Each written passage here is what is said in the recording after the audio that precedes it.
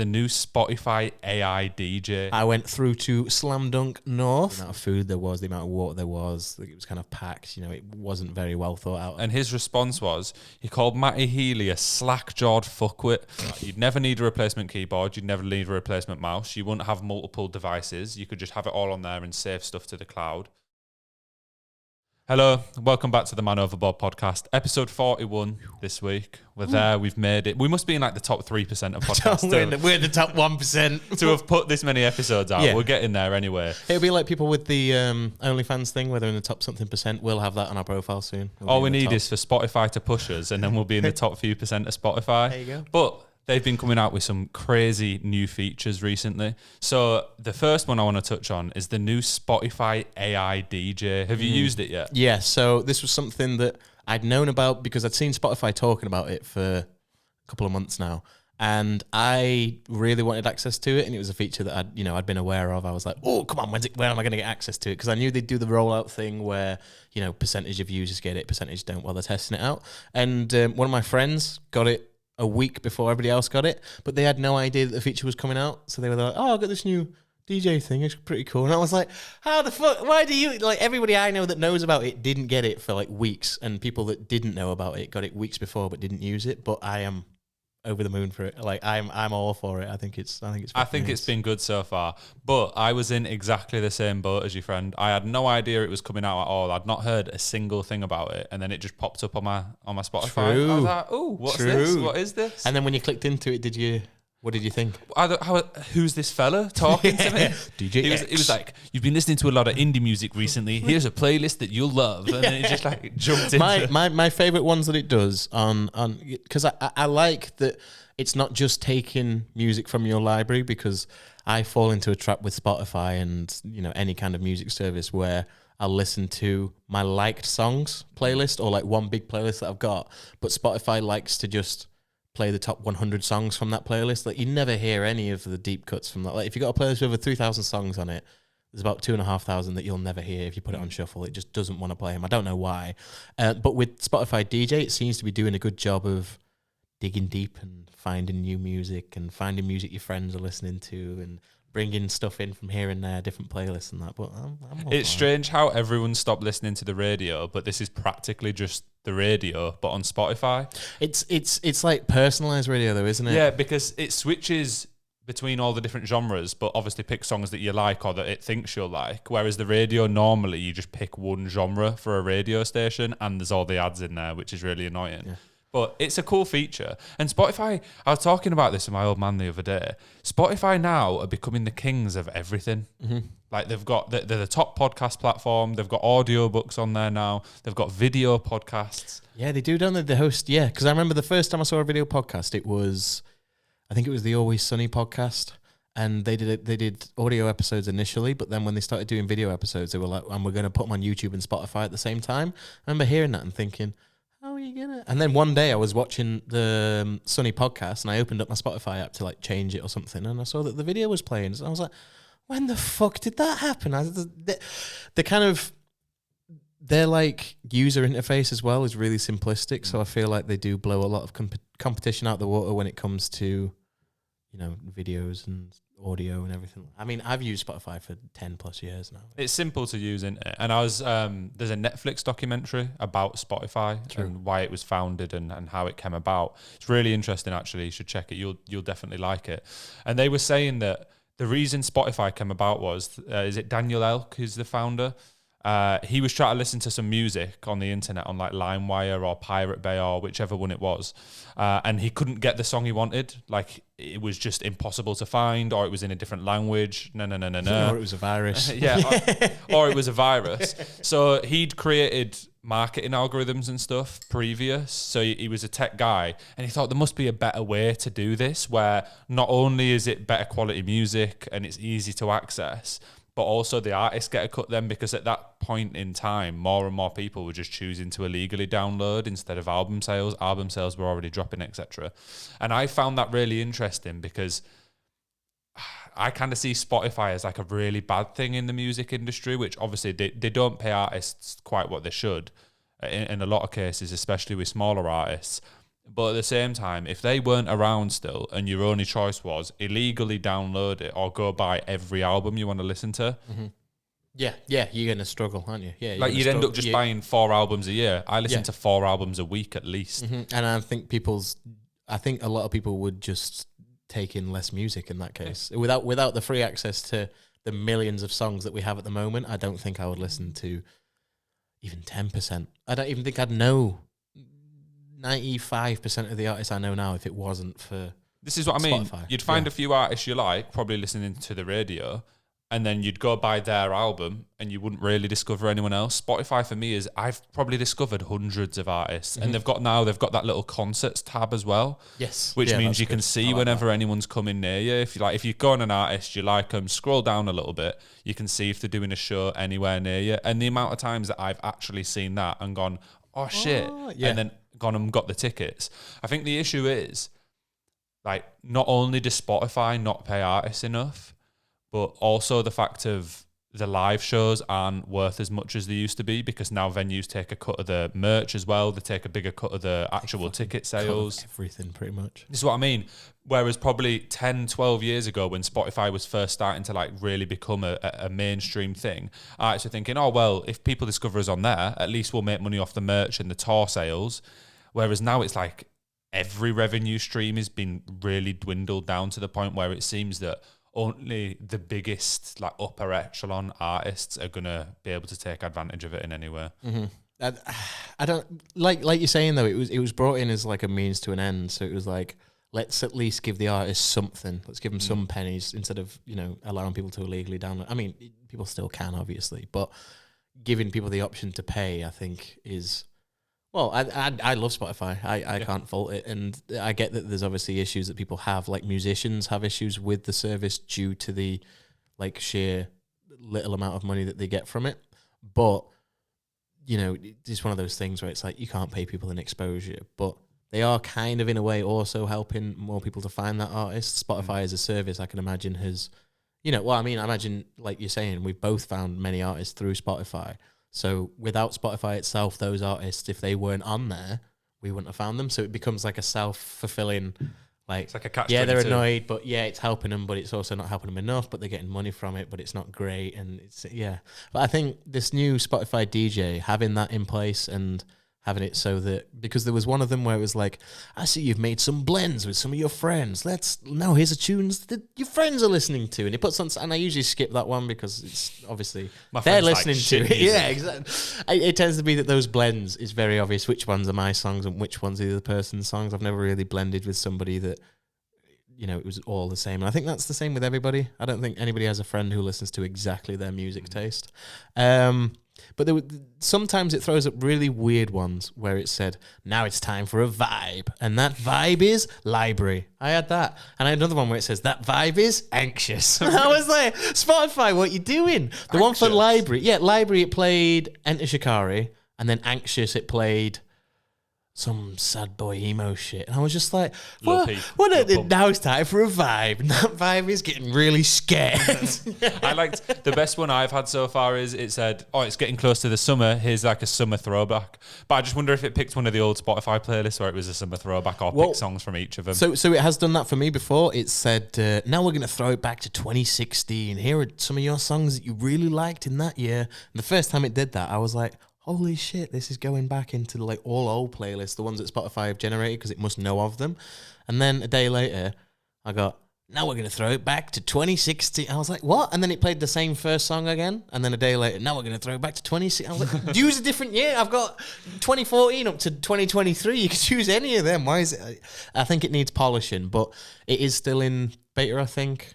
I think it's not technically fully. I think it's one of those where it's technically out, but it's technically, they're going to go, well, there's still issues because it's in beta. And it's like kind of their way of defending themselves. Yeah, but if anything goes wrong, they can say, well, it's not fully ready. What do you expect? It's not finished yet. It's going to do that. But overall, I've been using it probably about 60% of the time I've been on Spotify. Really? And then 40% in my own playlists. I've been using it as like my de facto, like the only one downside to it I found is because I listen to Spotify through my Alexa a lot. If you're using the DJ function through Alexa, it doesn't play the DJ. So you'll have 4 songs that are indie, and then all of a sudden it's playing these random songs, and it wouldn't be so much of an issue if I knew what was coming up or like what it had changed to. Not even like, it's not a problem because it's songs that I'll probably like anyway, and I'd keep them on. But it's just nice to know here comes super heavy music when you were listening to really calm stuff, but there's no bridge between it because it cuts that out. So it's just basically like a weird ass playlist if you do it through Alexa. That's exactly what they'll say it's in beta for. At some point, they'll do it for Alexa as well. Yeah, true, yeah. And they'll say, very good point. Yeah, that'll they'll be use that. Yeah. But speaking of music, it was a big weekend of festivals last weekend. And this weekend as well, actually. Oh, yeah, this weekend. We both went to different festivals last week. I went to Live at Leeds Festival, which was like two-door DMAs, all your indie stuff. I went through to Slam Dunk North, which was, I went to see like Offspring, Billy Talent, Shikari with Bowling for Soup, all the Goldie oldies. Old school emo-y type. Is it emo? Ska, punk. Yeah. I'd say punk. I say they all fit into punk more than emo. Yeah, B-Tech 1975 with the trumpets and that. But I heard that... Which band? Don't Bowling for Soup have trumpets? No. I think, is that Less Than Jake? Punk. Yeah. Oh, shit. Nice try. I was close. Yeah, but I didn't go to Slam Dunk this year, and I saw a lot of negative press online. I've kind of seen a mixture, though. I've seen like a few YouTubers say, oh, no, it's fine. But I thought, it's probably going to be fine for you because you'll get there early, you'll have all day, you'll have a press pass or whatever. What was your experience like with the festival? So personally, for me, I just had a really loud pee and I felt it, and that's going to pick up like a motherfucker. For me, it was a good experience. I enjoyed the day as a whole, but that is coming from a man in his 20s who was on his own, going in between two groups of people. So me navigating between main stage and the other main stage wasn't so bad because I wasn't having to wait for anyone. I could cut through, I wasn't having to I could kind of not barge my way through, but people would part away. Whereas I feel like if you were smaller or like in a bigger group, you'd have such difficulty moving through the crowds. It felt like there's rumors that it was oversold. I don't know how true it is, but apparently what happened so Slam Dunk South was on the Saturday, and there was loads of issues with parking there, and there was loads of issues with people getting in.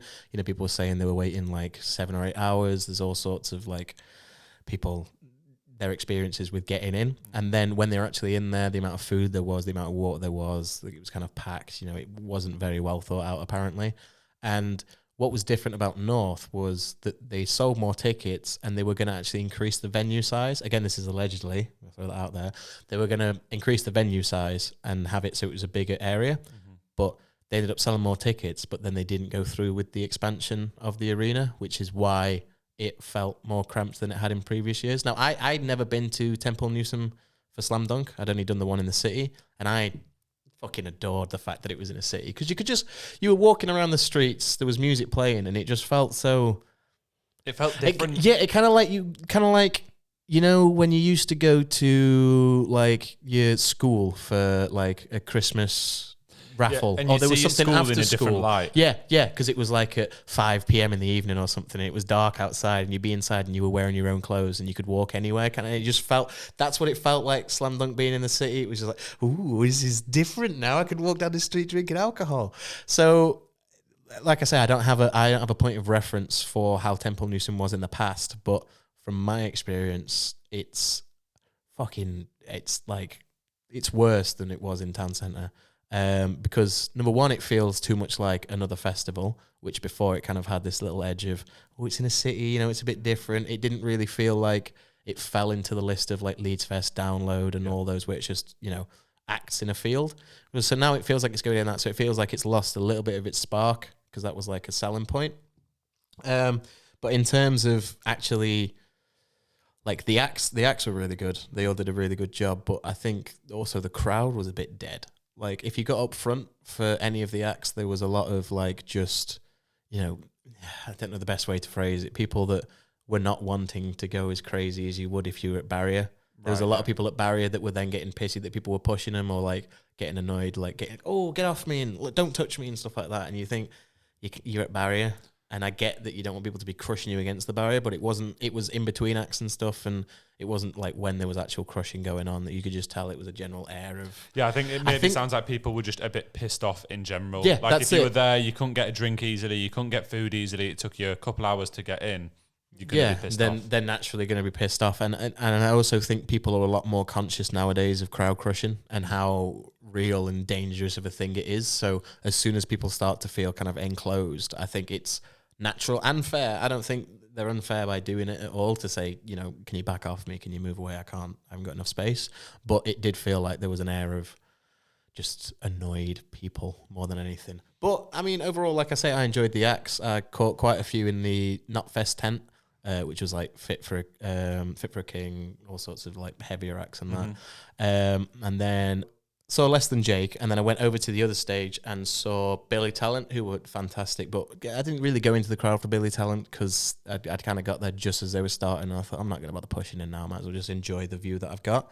And then I came back over for Offspring, and the Offspring were on form as they always are. Like I've not seen them yet, surprisingly. I would like to. They're really good, like live. It's for how old they are as well. They still hold the show down, and they sound just like the studio. Like even the vocalist hasn't lost his voice. You know, it's all. And I think it's because his singing style was never extreme. He was never pushing his voice, so he's never going to lose that style, which is good to know. Well, at least you had a good time with the band you saw then. And I think, as you said, it's a bit different for us. I mean, in terms of the organisation of the event, if we're moving away from the bands and just talk about the event itself, it was pretty shambolic. You know, the staff didn't know what they were doing. When we got there, the parking queue was massive, so luckily I was getting dropped off. But the drop-off point that was like designated didn't exist, and it took you up this road. And when you got to the top of the road, they were just like weaning people off, and you could see everyone was confused because they were turning people into a field. But every time somebody got up to the field entrance, they'd be stopped there for like a couple of minutes whilst they're talking to someone out the car window, one of the staff members. And I just thought, that seems odd. And when we got there, we asked the same thing. We were like, why are we going in this field? The drop-off point's down there. They're like, oh, no, we've changed it. So everyone's going to get dropped off in the taxi rank. So everyone had to go into this field, then just get dropped off in the taxi rank, then walk across into the entrance. Wasn't too bad for myself, but apparently it was also the area where the disabled people were getting dropped off, and their entrance was on either side. And I had friends who had disability access, and they were saying that like for disability it was shambolic. Like they couldn't. The amount of distance they had to get to the entrance, you know, it was on uneven. There was like bits where they're going over cobbles and stuff, and you're thinking, somebody on crutches or in a wheelchair, how the fuck are they doing that? Yeah. There's all sorts of like, I can't give testament to them, but there's reports of like the disabled area being like not big enough, and there wasn't enough space for it. People using the disabled toilets that weren't supposed to be using the disabled toilets, but security weren't doing anything about it, so they'd be queuing up for it. And obviously the queues for the toilets. Oh, the queues for the toilets were insane. I'm not even kidding. Like, you know how far back the crowd would go on, like, second stage at a festival for the main act? Imagine that, but just a single file from the toilets from the front of the stage all the way back to the back of the... It must have been 100 people long. Like, it was ridiculous. I remember walking past it and going, what are these? And then looking and then going, oh, my, is this the queue for the toilets? So I understood why people were kind of tearing off and trying to use the disabled toilets. But then it was very obvious who had disability access and who didn't because of the wristbands, but security weren't saying you can't use this. It gets to a certain point where security are probably thinking, fuck my life, what have I signed up for? How can I even stop these? Because you have people going, well, I'm going to piss myself. And they're going, well, you can't use this toilet. And they're like, well, I'm going to... And they're going to have to go, well, you can go... You know what I mean? What do they do? They're only human at the end of the day. It's a tough one for them.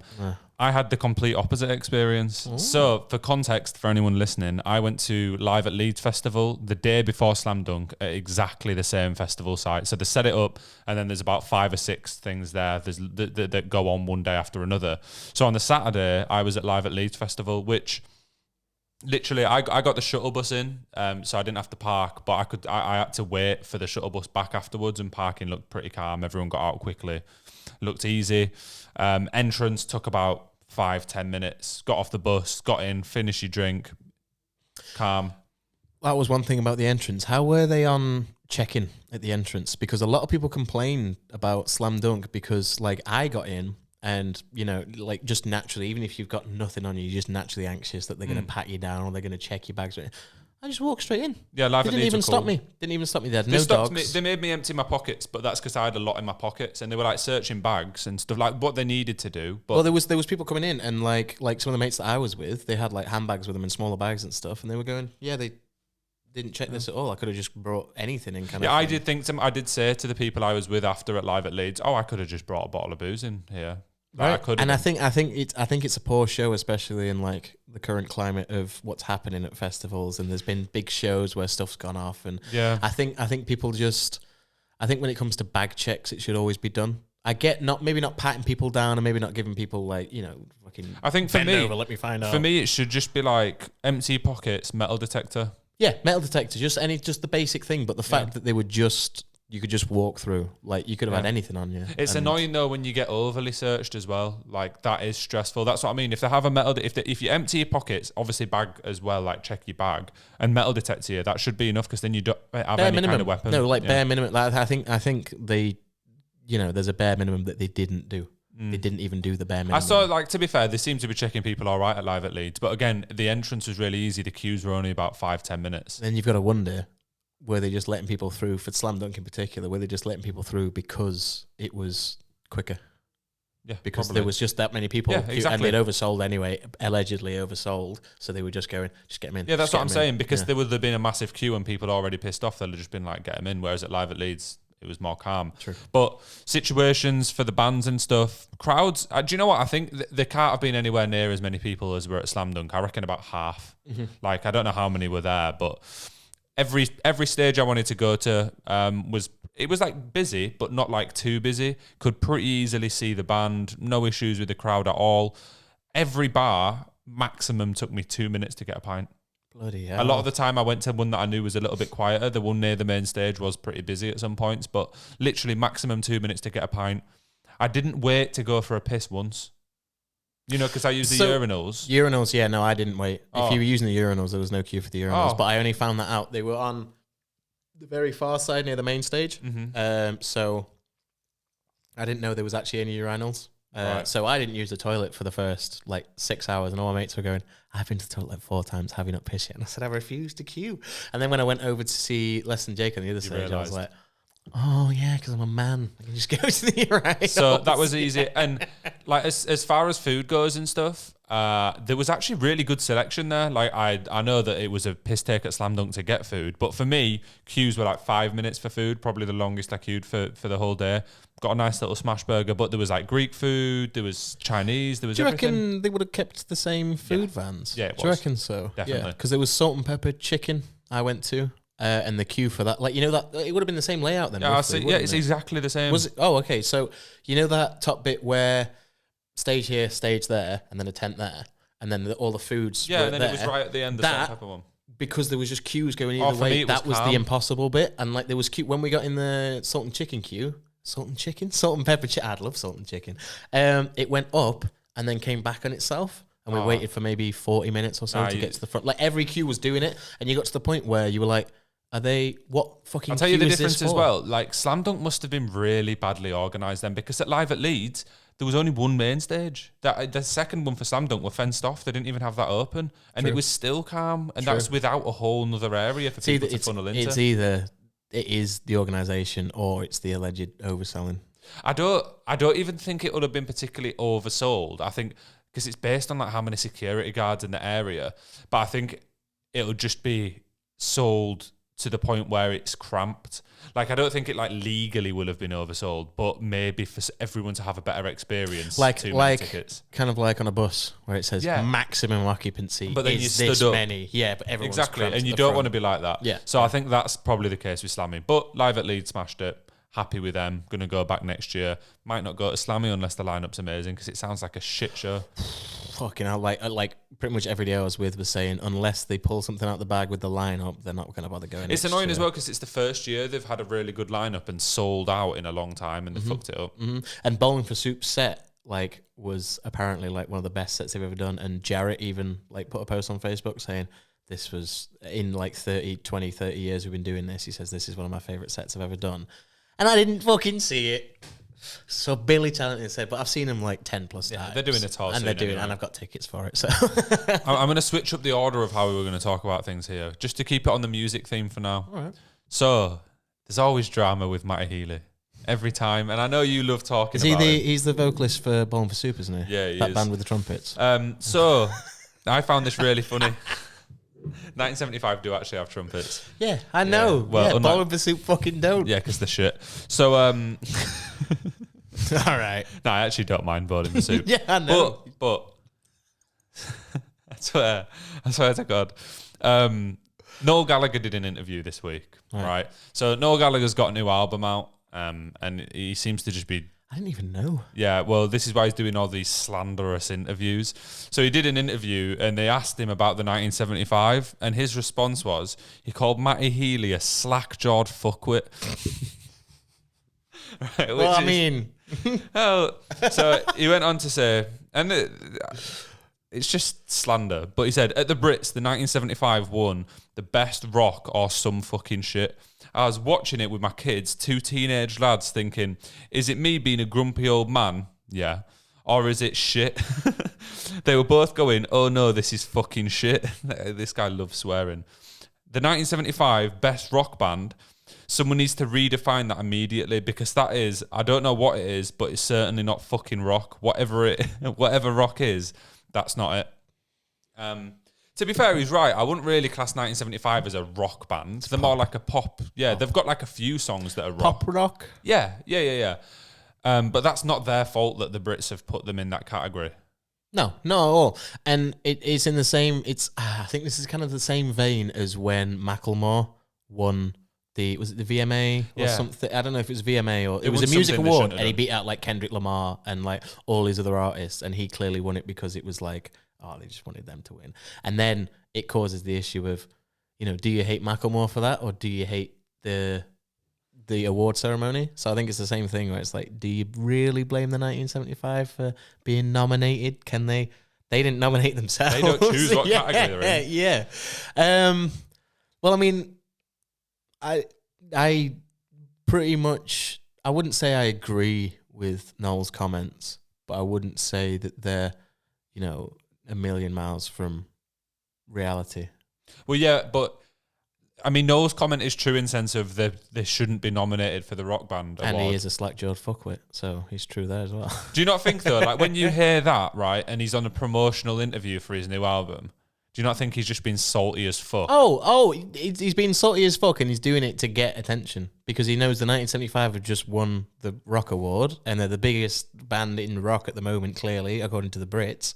So if I badmouth them, it's going to be frontline news. That's sad though. It's Noel fucking Gallagher. But does it surprise you? Because again, it's Noel fucking Gallagher. Yeah, but I thought, like, I understand... Or did you expect Liam to be doing more of this stuff? Nah, maybe not anymore. Liam seems to be a bit more open with, like, newer bands and stuff. But I get, like, saying stuff about the rock band, but just to straight up in an interview... And this is, like, Matty Healy, to be fair, he did tell them both to grow up and get the fucking band back together a few weeks ago. But, like, I don't know, I just think it's shit for one of the biggest artists in the UK to be calling one of the other biggest artists in the UK, who aren't exactly, like, fucking Imagine Dragons level poppy, just straight slandering, like not even coming up with anything that's funny, just like slack-jawed fuckwit. Just seems a bit dead to me. But in the end, Matty Healy did actually respond. What did he say? Sorry, I'm finding something. I'm on Liam Gallagher's Twitter because he's been tweeting out about Noel. Oh yeah. I've got. We'll come on to that. Oh, okay. But sorry for derailing. I got proper zoned in. I was like, is he even listening anymore? Yeah. He didn't like the 1975 that much. Yeah. But Matty Healy yesterday at a show in Ireland kind of responded, kind of spoke about it. He said the difference between me and Noel is that I do a series of interviews to promote the new album, whereas Noel does a new album to promote a series of interviews. And then he said, but we love you, Noel. Get Oasis back together. Yeah, fair comments. It's fair comments. It's a little bit jokey, it's a little bit, ooh, come on, a little bit of an elbow dig, you know what I mean? Like a cheeky, but it's not offensive. No. He's just making a little, and he likes this and he does this. Come on, get it back together. And plus, again, I'm not a fan of Matty Healy, but even if it wasn't Matty Healy, anybody saying that, they're not saying, there's no venom in that. That's just a little jokey, like he's a dickhead, but that's just a normal comment. Like, I'll tell you what I proper rate as well. This is just me being a 1975 fan.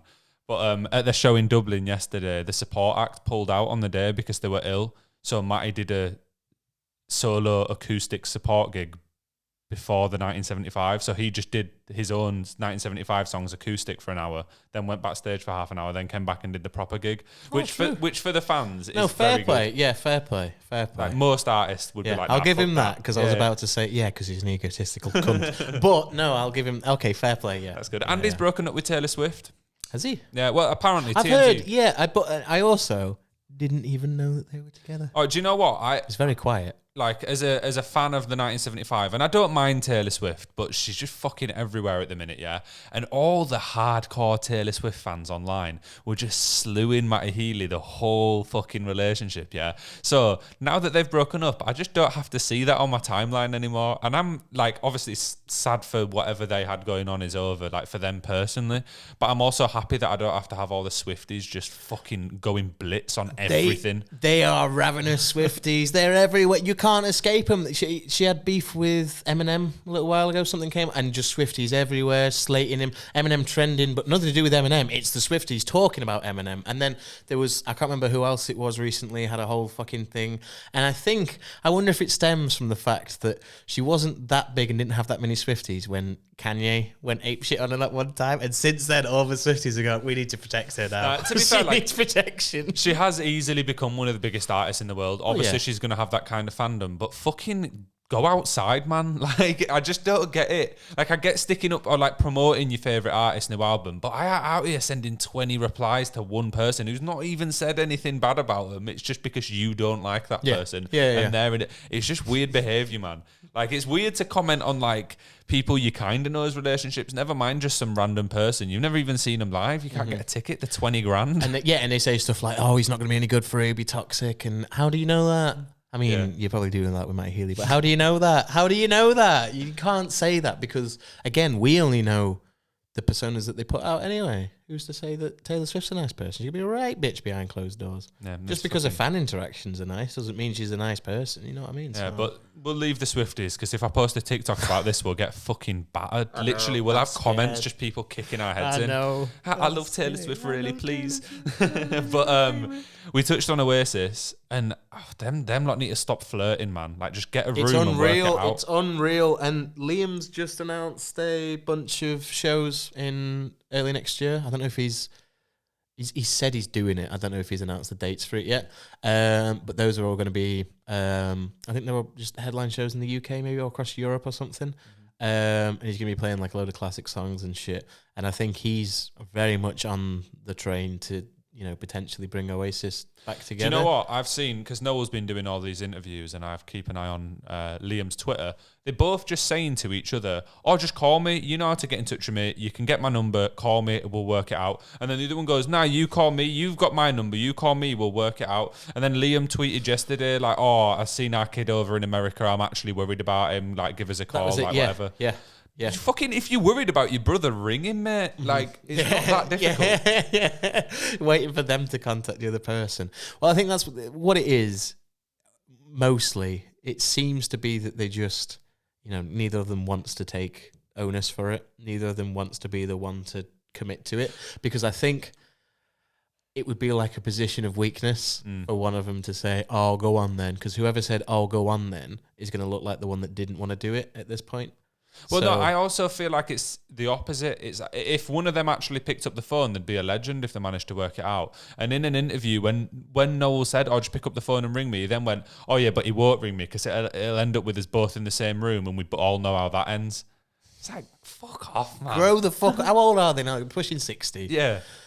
Grow up. Just like, I get it if you don't want to get the band back together, but just shut up then. Like, stop talking about it. Stop trying to fucking... The only reason they're doing it is because it's whenever one of them wants, like, they've got a new album coming out or something's going on or they've got a tour or, like, you're big enough without doing that. Either just sort it out or don't. I don't know. I can't figure out, like, it feels like they would both be willing to do it. I don't know if it's just that they've missed the times that the other person wanted to do it. Where he's gone for 6 months, Noel wanted to do it. And then the next 6 months, Liam wanted to do it. Yeah, because they're both very successful in their own individual careers. So I'd imagine, like, it's not a pressing matter to get the band back together, is it? Well, they just play their songs at their shows anyway. Yeah, exactly. Because they can do their own thing. Yeah. And because they're doing their own thing, they're probably that busy and doing that many live shows all the time that they never even really actually consider what it'd be like to do it. Mm-hmm. And it wouldn't be difficult to do a couple of live shows, though. No. They wouldn't need that many rehearsals and stuff because they'd never... I don't even know how much they would rehearse. I think Bono, not Bono, what's he called? Bonehead from Oasis, still plays with Liam or Noel or did for a bit. One of them. Yeah. So, Or did he... I think he had cancer at one point. Did he pass away? There was somebody that passed away recently. No, I don't think he died. No, it wasn't Bono because he was on Radio X. He He didn't did a birthday thing recently, didn't he? It was his birthday. That might have been it. There was somebody, I think. I don't know. Whatever. Whether they'll do it, whether they won't, I don't think is the point at this stage. It's more so just stop being little bitches, sort your shit out, grow up. I don't know. I hope they do. And I'm not even the biggest Oasis fan, to be honest. I think they only have like 3 good albums. Like those albums are very fucking good. Like they are. And I really like a lot of Noel's solo work, and I really like Liam's first solo album. So I like them, but that what was it called? Wall of Glass. Yeah, that was a tune. That's when he first tune. That's when he come back and fuck BDI. That was rubbish. Oh yeah, nah. I want a fan of that. Really. None of that. Well, I don't really have what else on the music front. I mean, there's Download Festival this weekend. Oh yeah, that's just starting, isn't it? Yeah. What's happening there? That's already looking like a shit tip of a mess. So they've got the 4 days this year. They've got Thursday, Friday, Saturday, Sunday. So today is one of the days. I think Metallica are playing tonight. Yeah, they are. Hooray. And they're doing... They had people come in for parking yesterday, and there was people reporting that they got there about midday, 1 p.m, and they didn't park up till about 1 a.m, 2 a.m. Yeah, they were there for 12 to 13 hours. And Download was tweeting out saying, follow the signs, and people were saying, we are following the signs. It's not, this isn't where it's supposed to be. People saying that the staff didn't know where they were supposed to be pointing people. They tweeted out today that every car park is full apart from South Car Park, so ignore all signs and go to South Car Park. It's Thursday. And that was at like 1 p.m. Yeah, they fucked it. What about the people coming Friday, Saturday, Sunday? Where are they going to park? Yeah. The people that people might have weekend tickets but not coming on the Thursday because they can't get the time off work. So they'll come. I think they'll see a large influx of people Friday evening. Because do you think that this is the fallout of, like, this seems to me to be the first lot of festivals that have sold out again in a while? Like, do you know, straight after COVID, a lot of them didn't sell out, whereas this year, a lot of them are. And it looks like they just anticipated how busy it'd be. I don't know if it's that or whether it's that they're overselling tickets to recoup money for losses that they've had in previous years. Not overselling purposefully, but selling more than they should. Yeah. And also the RIP campaign at Download, which is the like premium campaign where you get like yurts and pre-made shit and whatever. That's fucking huge this year. It's so much bigger than it was in previous years, and it seems like they've increased the area to sell more premium tickets. They can charge a higher price for those tickets. They're allowing more people in because it seems like they're trying to get more money, which kind of plays into the money grubbing side of things, because I think a lot of the issues with the festivals is probably related to money. Yeah, most definitely. All the tickets have gone up massively in price. They clearly try to get it for all it's worth. But yeah, and I think as a whole for Download, I've got mates that were going to be off today, but they're going tomorrow instead or something at like midday to try and beat out, because people don't want to be stuck in all the traffic. Yeah, what's the point? Because if you go this evening, everyone's going to be going after, because everyone will have Friday off and they'll be going this evening to get there for the weekend. And then tomorrow evening, people who couldn't get Friday off will be going for the weekend, so it'll be just as bad then. There's not going to be a point which is going to be a good point to go there. Mm-hmm. But that's a sad state of affairs when you've got you've bought expensive tickets for this festival and you're worried about how you're actually going to bloody park up. Yeah, exactly. I'm just trying to find some tweets from people that are at Download at the moment, because people are saying 13 hours. Not going to address the rumours that every car park you have is full, and that's why nobody's moving. I live in a neighbouring village and people haven't moved for hours on end. Something's going on and you're not telling your customers. Someone said a steward has just informed us that Live Nation have oversold the event by 20k, so that might have something to do with it. You guys are a joke. Over 12 hours stuck in traffic and still going. Don't know what you're doing, and your staff haven't got a clue either. They can't get their own wristbands either, so the staff are screwed. The employed people can't get through to get to work. And it's not just that, because Derby, where it's taking place, is Donington Park, which is right next to the airport. So not only is it fucking up traffic for Download, there's all the towns around it. It's fucking up the airport. People are saying any apologies to other people wanting to use major roads in the area. I needed to go to from Long Eaton to Birmingham to visit my aunt in hospital. Why did I have to join queues of over an hour in each direction on the M1 and A42? And The people they were apologising to were going to a fixed point and had limited travel options. You could have literally avoided it. And people are saying, well, no, it's not the case. There is really only a couple of routes to get from certain locations, and download have basically just congested the entire area. They've really fucked it up then. Yeah. Well, I look forward to seeing it all on Twitter over the weekend. Oh, I'm sure we'll see plenty of it. I hope that it's not like that for Reading and Leeds. Or that I'm off to that Worcher in Belgium, and that's fully sold out. They're in a single ticket. Every VIP version is sold out. So I don't know what that's going to be like, but I'm hoping it's not a shit show because I'm going to be in a different fucking country as well. Bet you any money it'd be tenfold better and Yeah, way more organised. Yeah. It'll feel like there's nobody there when you get there. Yeah. It'll be completely sold and it'll be so well organised. We can pray. Oh yeah. One other thing I wanted to talk about is the new Apple product this week. Ooh, AR. So, and one of the most interesting facts about this for me, and I kind of didn't clock that it's been this long, this is the first new Apple product device in 8 years.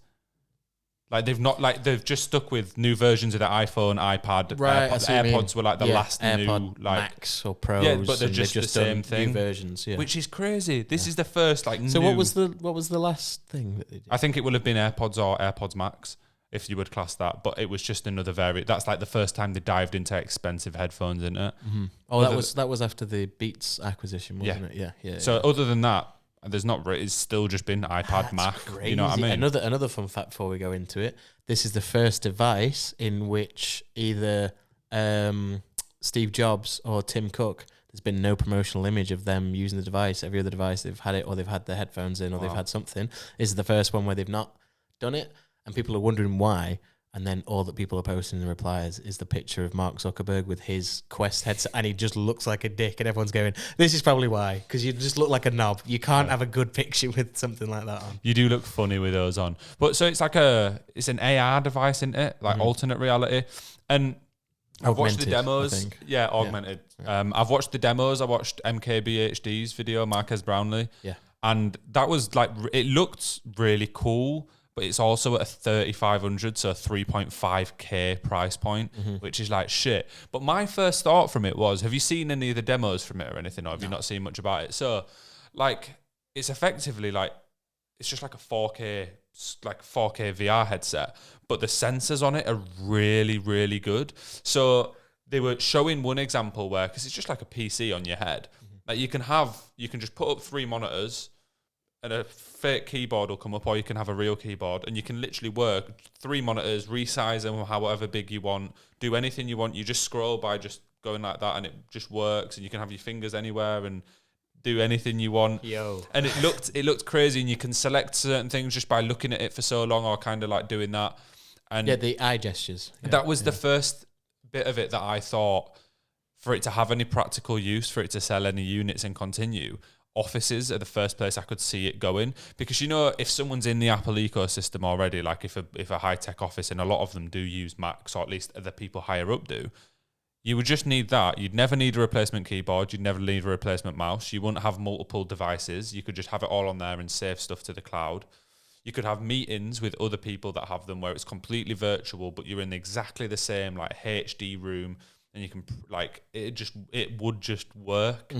That's the only like use case I could see for it for now.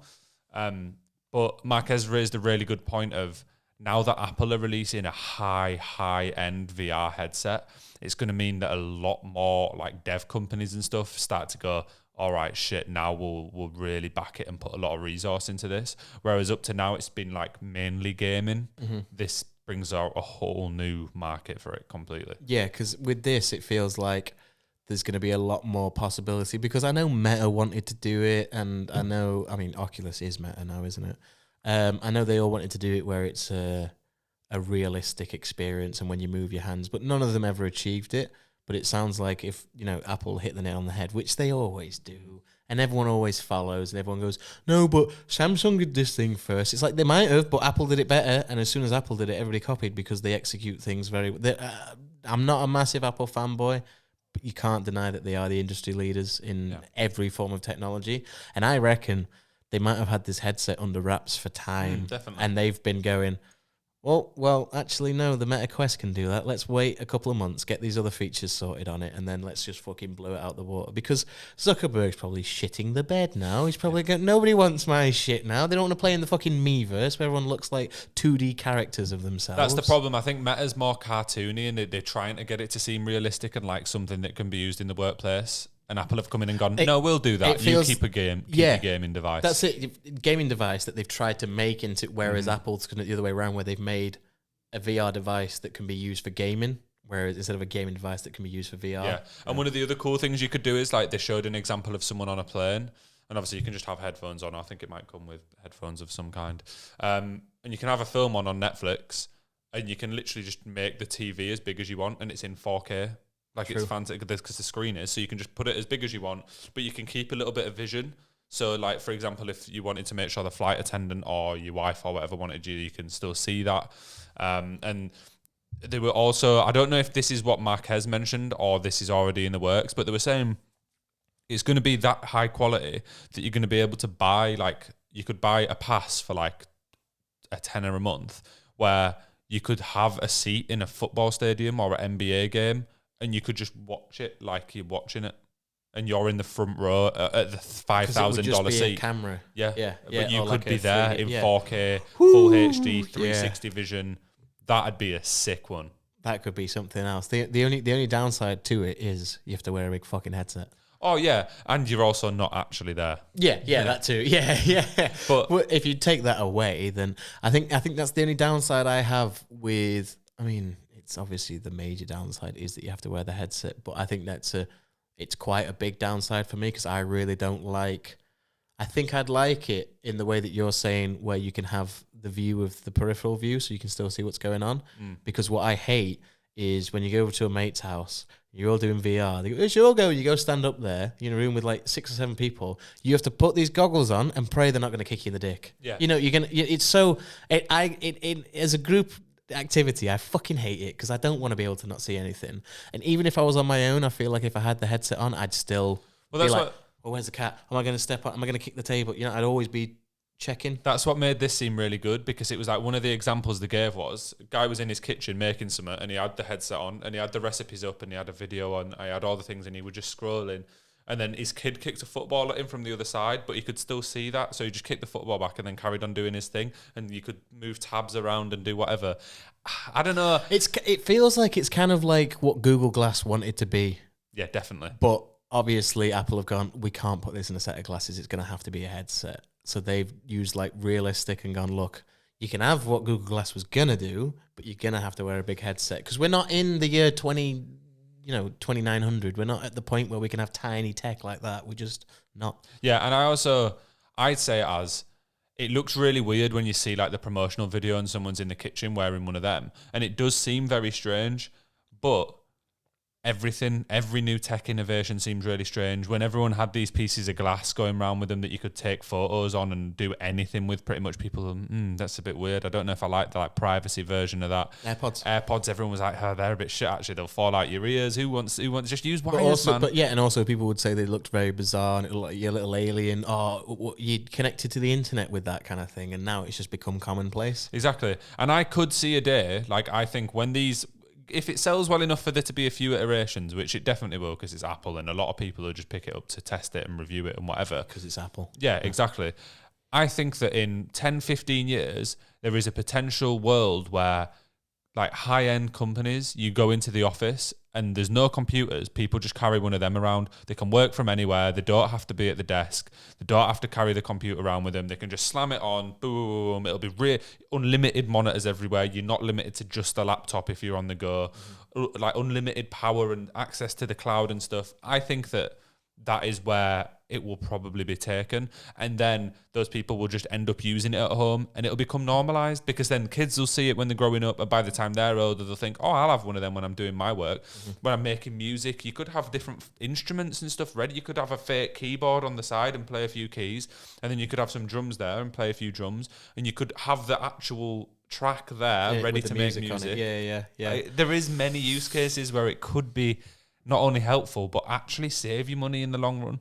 Because you're not going to have to buy all the extra equipment, are you? And all the extra Imagine MIDI if, like, controllers and Final Cut, I could sit here with Final Cut in front of me and pick the camera angle and then go, oh, actually, I want that bit there. Oh, that's good for a trailer. Put that over there. And I could literally just be doing that, and I'll fast forward a bit, and it could be cool. Yeah, I see that. But I think that's a few iterations down the line. It's far away. It would have to be a lot sleeker for that to be the case. It'd have to be kind of like a bulky pair of sunglasses to get to that point, I think.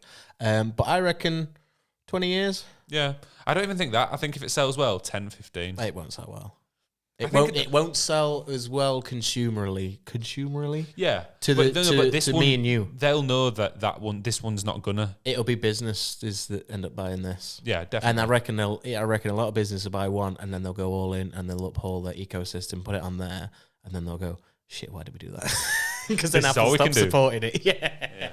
But I overall, good shit. I think we're very, very faster and more rapidly than I ever expected, plummeting towards the movie WALL-E, where we're all going around on big beds that float with goggles on that make us think we're fucking gladiators fighting spaceships or some fucking shit. In 15 years, you'll be able to watch us two sat in your front room on your sofa doing a podcast. Yeah. If the podcast makes it 15 years, that's a long time away. Well, if technology is that advanced, they might be take this video now and superimpose us. Put us on your sofa, and that's all you need. That'll provide you with all the entertainment. But I say we call this one a day. Yeah. I don't even know when the next episode will be, so we'll see you soon. Yeah.